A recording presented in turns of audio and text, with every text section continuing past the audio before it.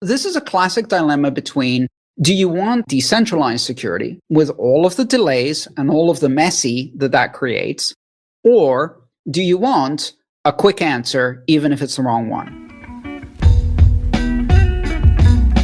Everything is better with blockchain, right? I'm Adam B. Levine, and this is Speaking of Bitcoin. For today's session, I'm joined by the other host of the show, Stephanie Murphy. Hi there. And Andreas M. Antonopoulos. Hello. Jonathan Mohan is out today. On today's show, we're talking about voting. How does it work today? Would adding blockchain to the mix make it better or worse? Longtime listener Jaws wrote in with some questions, and it's a discussion you won't want to miss. I think. We do all this live, so I actually have no idea what we're about to say. So getting to the email from Jaws. So he says, "Hi Adam, I'm interested in a real discussion of blockchain voting, how that could play out, what the potential issues would be, etc. I've been fascinated with the idea of voting via blockchain since getting into the space many years ago and the recent presidential election, which, no, I don't think was fraudulent, but it has certainly raised voting security conversations in general in the public space. I think about blockchain voting from time to time, and obviously the auditing and honesty truth aspects are an amazing appeal, definitely more so than the various vendor-based closed source voting machines. But the main concerns I think about are, one, how to onboard all citizens, how to essentially get everybody a private key. Do you do a national ID that also happens to be embedded with some sort of secure NFC private keys that is used to vote, and then can scan the card or a public key QR on it on a home computer or phone to verify the vote? The challenge is making it usable to a large population of non-tech savvy folks. And then the other point is, what blockchain would this run on that would be most secure?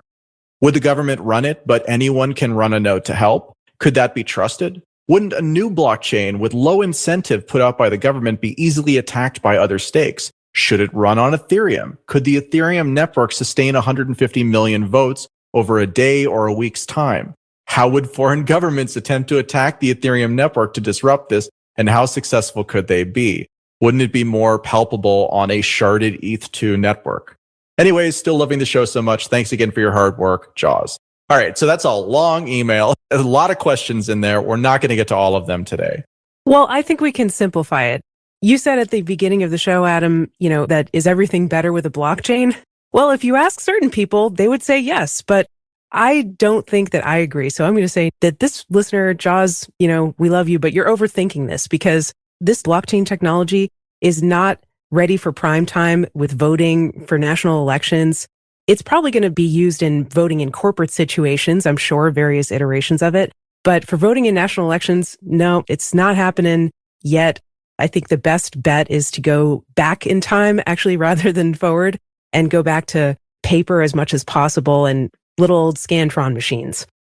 So when you start to think about voting, I think that there's all of this space, right, to improve the way that democracy works insofar as getting more people to participate, being more inclusive about this. And so I think that people often come to technological solutions like blockchain on one side. But I mean, I recall back during the primaries this last year, there was the Iowa caucuses, right? And the Iowa caucuses are like this really, really old school way of doing politics where it's not even like a vote where everybody goes to. It's like people gather in a room. Yeah, they take a straw poll, right? Yeah. What is a straw poll for people who've never heard that? Maybe international. So a straw poll is like a sentiment poll, right? And basically, instead of there being, one vote where you vote and then that's the person you voted for, there's opportunities to discuss and to caucus, so to speak, to find the people who you agree with mostly, and then to vote with them. And the part that's relevant, I'm not an expert on caucuses. I've lived in California most of my life, and I've never actually participated in one. But the important part is that it's a very manual, person-to-person, in-person, at like a community center type of thing. Now, what happened during the primaries last year is that an application was rolled out that was used to collect the reporting.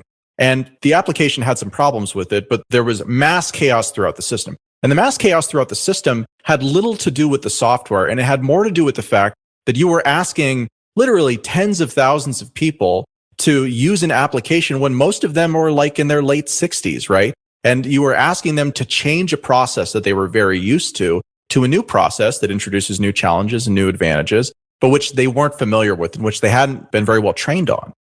The relevant part here is that the problems that blockchain is going to have when you try and put it into these situations, it's almost not about the technology like most of the things we're talking about. It's about those processes, right? And there's another part too, which is that blockchains are really good at knowing about stuff that happened on the blockchain, right? So if I send a transaction from me to you, Stephanie, then the blockchain is really good at knowing that I sent a transaction because the thing that we were doing is encapsulated on and happens on the blockchain.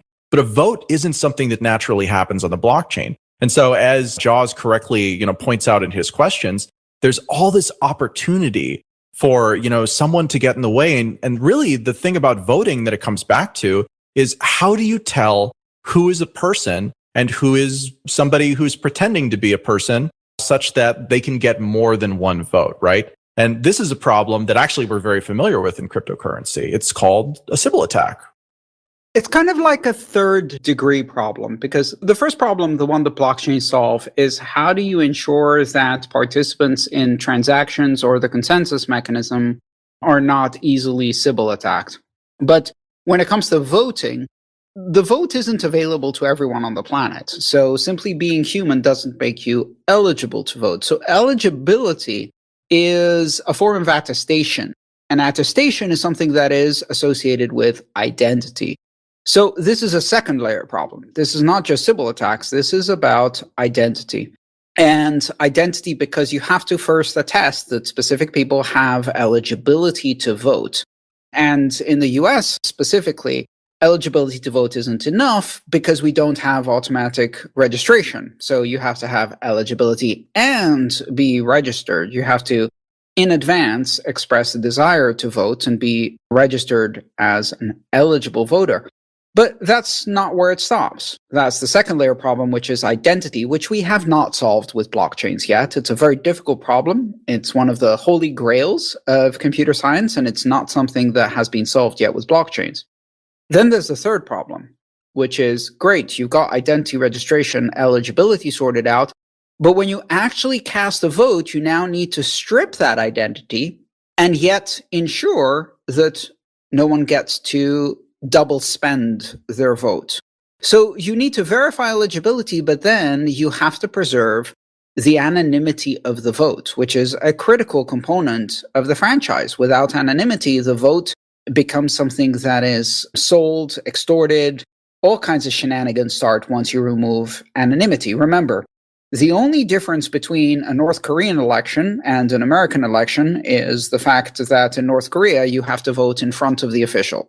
And that somehow magically ensures that all of the voters vote for Kim Jong-un, at least all of the voters that are still alive after the election. So anonymity is a pretty critical concept, and that's the third tier. So blockchains can help if you can solve, first, transactional Sybil resistance, and second, identity attestation and eligibility, and third, anonymization after eligibility. We are very, very far from solving these problems. So the United States has an electoral system. I've heard it described as decentralized, but they don't mean like decentralized like voting on a blockchain or something like that.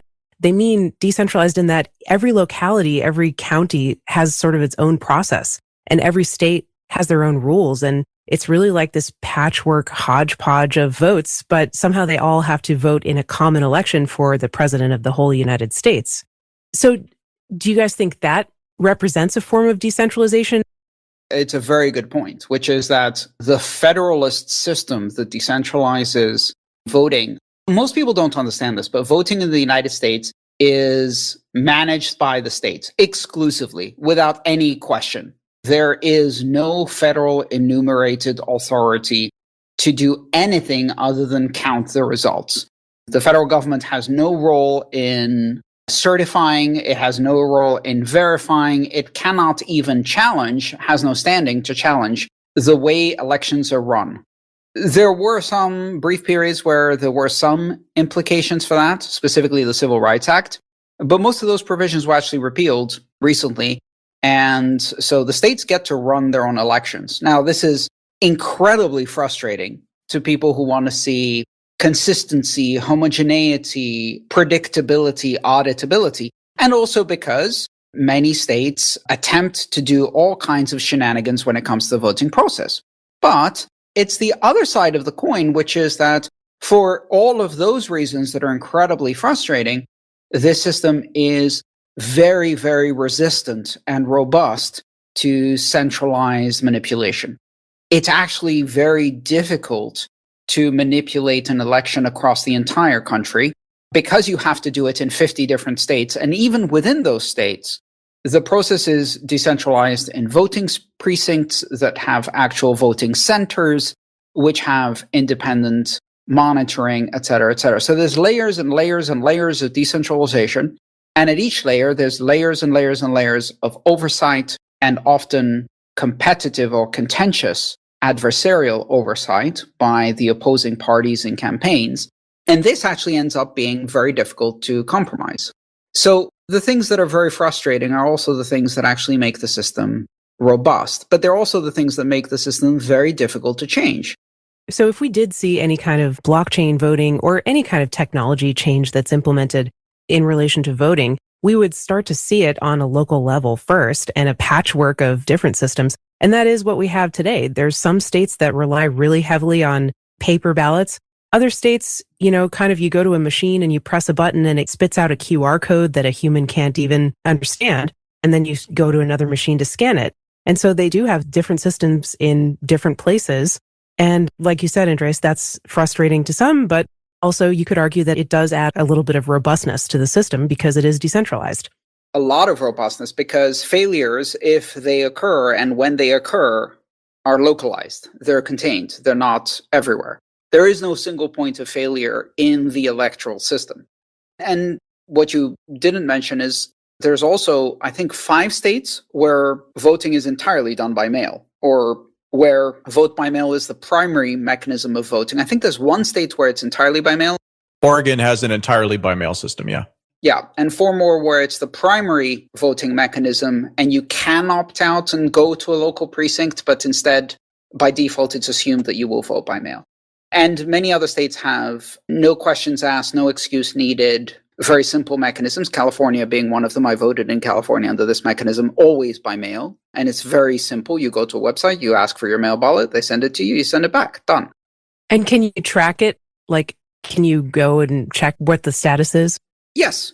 You get a little barcode tear off that's part of your ballot that has a serial number, and you can go on a website and they will tell you if they have received and then if they have counted. It's almost like tracking a UPS package. You can say, okay, they've received it. All right, now it's actually being delivered and it has been counted.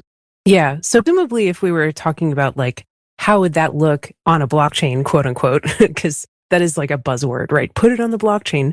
But under a blockchain-based system, perhaps you would use your unique identifier or your private keys or your public keys to look up your voting transaction and, what time it occurred and validate that it was actually you casting that ballot and that it's been counted and recorded in the blockchain and it happened at this time. Yeah. And interestingly enough, the whole idea of having an envelope that is sealed on the outside, the serial number on the inside, a homogeneous ballot, where, you've got to understand that when I send in my ballot and I've taken off the serial number off the envelope, there's a serial number on the envelope, but there is none on the ballot itself. Meaning that they can track that my envelope was received, and when they open the envelope and put it through the counting machine, they scan and track that my vote was counted. But of course, the ballot itself, that can then be audited after the election, is not related to a serial number, and they can't see who voted. They only know that mine was counted, and one of the ones that was counted voted a certain way, right? So in fact, in cryptography, if you want to teach someone cryptography, the idea of having a sealed envelope that you sign on the outside that leaves an imprint on the inside is one of the techniques we use to teach this concept. This is called a blind signature. And a similar concept that is very popular and has received a lot of research lately is the concept of zero-knowledge proofs. A zero-knowledge proof is where you can prove something is true without actually revealing what that something is. So this is a classic application of zero-knowledge proofs. You could prove that your vote was counted, but no one can actually tell what your vote was, right? And so the election officials can prove to the voter that their voter was counted. You can even prove that it was added to the sums, but the election officials do not know what that vote was for. And most importantly, also, the voter cannot demonstrate to someone else how they voted. And this is important because in the past, it was very common to buy someone's vote and then require proof that they voted the right way. Yeah, this could also be used for all different forms of retaliation. And so it is important to have some kind of privacy protections for the voter to keep their vote secret. And, that's why some states have banned these ballot selfies, where you take a selfie with your filled out ballot. That doesn't obviously preserve privacy, even though you're choosing to share it yourself. So that's a whole different question. But the point is, it is important to have some kind of privacy protections in there so that people can keep who they voted for secret, but there's still some kind of audit trail so that you can demonstrate and validate the election results later if you need to. I'd like to briefly dig into this a tiny bit more because I find this a fascinating topic. I've voted in 3 different countries, and I've also ran an election in 3 different countries. I was a volunteer for the elections in Greece. I have also both voted and volunteered for elections in England. And I also have voted and volunteered. In fact, I was a precinct captain in California. So I ran a precinct and I did the audit. So I got to see kind of the mechanisms of 3 different countries and how they work. And I find fascinating this whole concept of the secret ballot. Some brief history. Until 1890, in the United States, ballots were not secret. And you're like, what? Really? Is that true? Yes, it is true.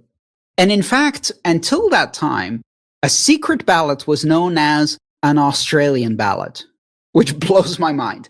And the reason is because Australians started using secret ballots, and then that was adopted by Americans and first by Massachusetts. So then the secret ballot was known as a Massachusetts ballot.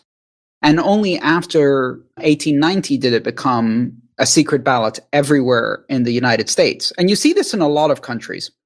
Before that, various organizations would distribute pre-completed ballots that you would cut out of, say, your newspaper. So instead of endorsements, they would print out a ballot already voted, and you would cut it out of your favorite newspaper, and you would just drop it in the box and vote, not just on a party line, but on a newspaper line, effectively. And one of the things that created was situations where people were obviously pressured, bribed. But I think one of the most interesting things was the issue of the suffrage for women, the suffragettes.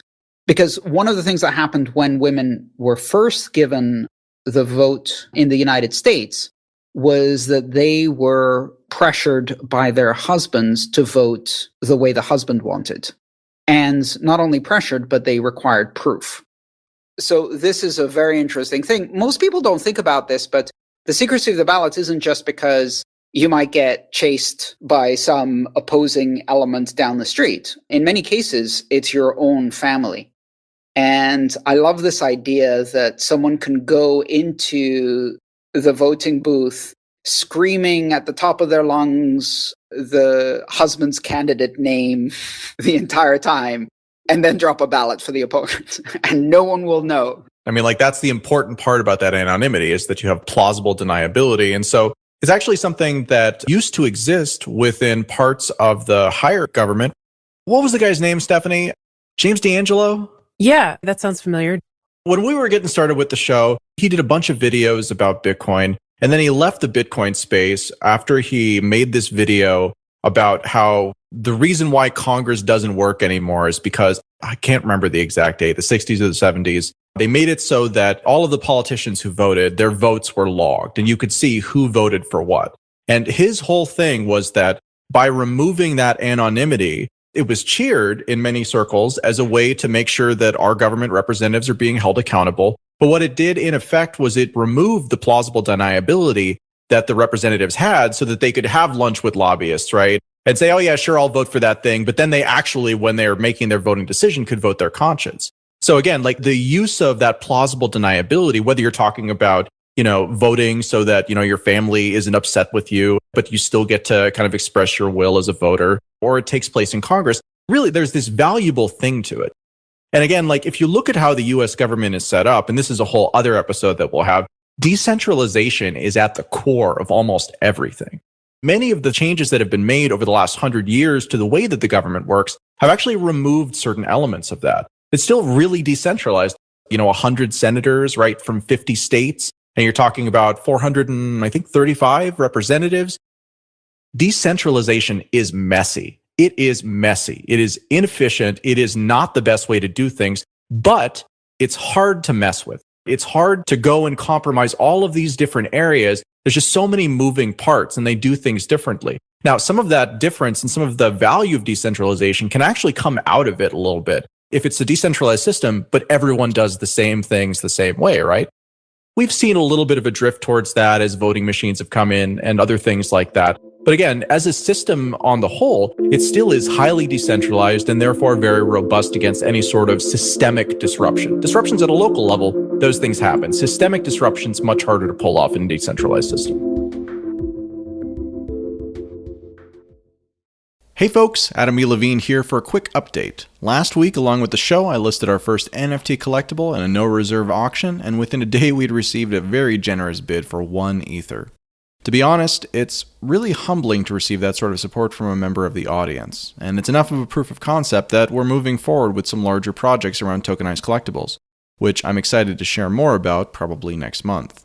In the meantime, check the show notes for this episode to find our second collectible token, available in another no-bid auction that, just like last time, will run from the release of this episode on Sunday the 14th of March and end sometime between Saturday and Sunday of the following week. So if you missed out on last week's, here's another chance.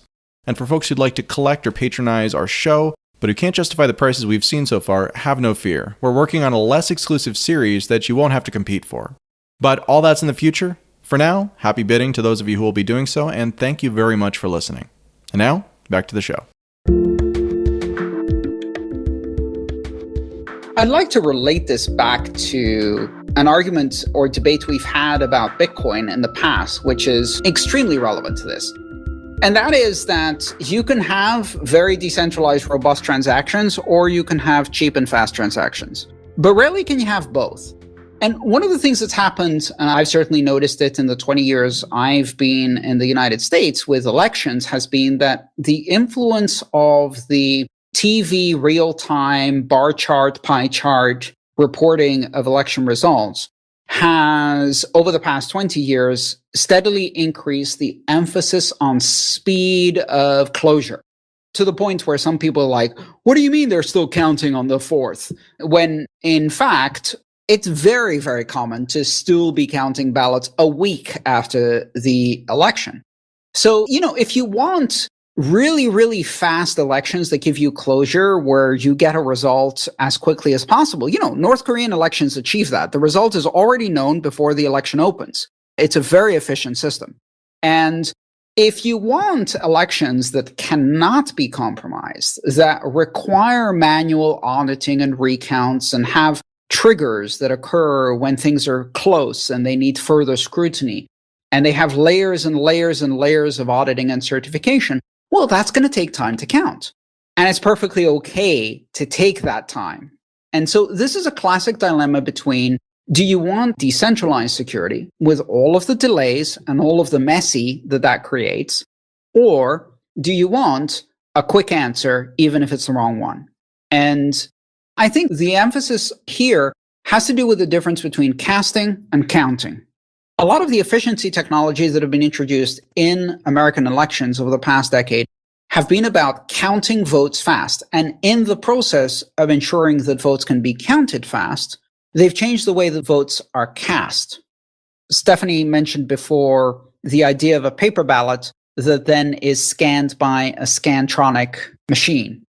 So for people who are outside the US who have never heard of this idea, this is also how university entrance exams are scored. Yeah, I was going to say that if you're at least kind of my age, this is how your teachers tabulated the results of your tests. Right. So the way this works is you have a card or single page sheet, and it has some choices. And the choices are these oval bubbles that are a black line with a white interior. And you take a soft pen or pencil and you fill in the oval so that it's black. And once you've done that, the ballot or exam result or multiple choice test answer or whatever it is fed through a machine. And all the machine does is it scans a barcode to know which ballot it is, because there might be, national, local, federal, there might be several ballots with different arrangements on them. And then once it's scanned that, it looks down the columns, and where it sees a black circle, it marks that column, or if it's an empty circle, it marks the other result. And so that's how voting happens. And the brilliant thing about that is that it solves both of the problems. You can count really, really fast because you can have a machine count it. And then if there's any doubt about the count, you can audit the actual paper ballots because they're still there.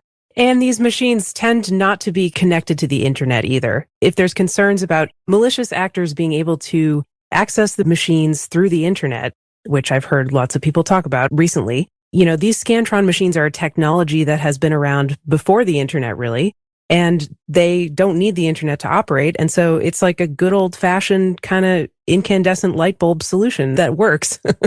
Yeah.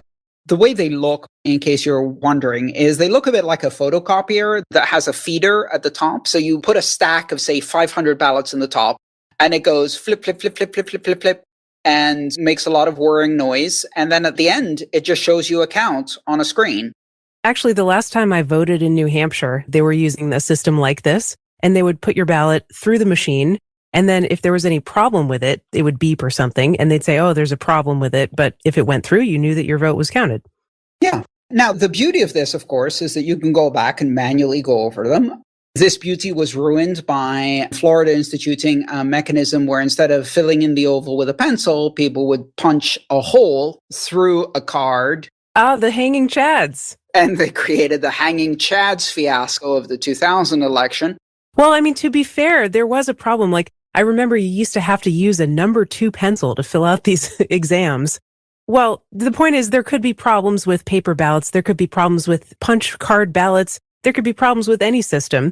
But I mean, it's great that we have like the opportunity to try out different systems in different places and have this decentralized patchwork. And I think that, yeah, probably, even though there's some concerns that I have about it, states and counties will move towards more electronic voting systems. Will they be blockchain based? Some of them, yeah, eventually, as we get farther into the future, and we'll see how it works out. I think that if blockchain voting is first refined and smart contracts that manage it are first refined in corporate settings, like not public kind of election settings, that would be helpful because the kinks will be worked out basically. And, private companies, I think, would be good at refining these kinds of smart contracts.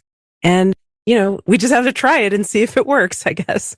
We need to be very careful about separating the motivation to count fast and give a short attention span audience the closure they want with discarding the ability to even audit these results. It's one thing if you're filling in a paper ballot that gets scanned fast. It's a whole other thing if you're tapping on a touch screen of a Windows machine that hasn't been patched, that's connected to the internet and is counting. And there's absolutely no way for anyone during, before, or after to figure out if that thing actually counted the vote and if it counted it correctly. That's a problem. And my perspective with security has always been that the number one rule with security is keep it simple. The KISS principle, keep it simple, stupid. Nothing beats paper and pencil. I will say that when I'm talking about 24-word mnemonics, and people will say, no, let's encrypt it and put it online with double encryption AES. And no, steal, punch, paper, pencil, simple, offline, manual, auditable, transparent, replicable, resilient, robust. These are important principles and something that a 5-year-old can replicate. Or a 65-year-old. Or a 65-year-old. And, these voting machines that are running Windows that arguably are 90s technology or maybe early 2000s technology are already opaque, unauditable, and not transparent. Adding blockchain to that mix simply alienates a whole new group of the electorate that won't be able either to vote in the first place, or if they do vote, will have zero confidence in the outcome because they have no visibility into how it works. And I think that's the wrong direction to go in. In fact, as Stephanie said, keep it simple, keep it primitive. There's no reason to rush the count. There's no reason to make elections efficient. Efficiency isn't the parameter we should be optimizing in elections. Access, transparency, motivation, eligibility, enfranchisement should be the goals we should be maximizing. You know, to me, I think one of the most iconic symbols of voting technology is indelible ink that people dip their finger in after they voted so they can't vote twice. So here's the deal. This is a longer conversation. This is the end of this episode, but it is not the end of the conversation. As Andreas started to get into there, we're going to talk on the next episode about the identity challenge, indelible ink, signature verification, blockchain ID, all of these different ideas that all have their advantages and also have their disadvantages too. The other thing we're going to talk about is what blockchain could something like this go on? And, again, our listener Jaws, who wrote in, had some really interesting ideas around that. We're going to explore those ideas on the next episode. So this has been kind of like an introduction, and I think you got the broad answer, which is that if we just plugged blockchain into kind of the system as it stands right now, would that make things better or make things worse? Chances are pretty good it would make things worse if you didn't change anything else, because the problems that blockchain is trying to solve really don't address many of the issues that are underlying problems with accessibility or, the ability to validate our election system as it stands right now. But that is the next episode.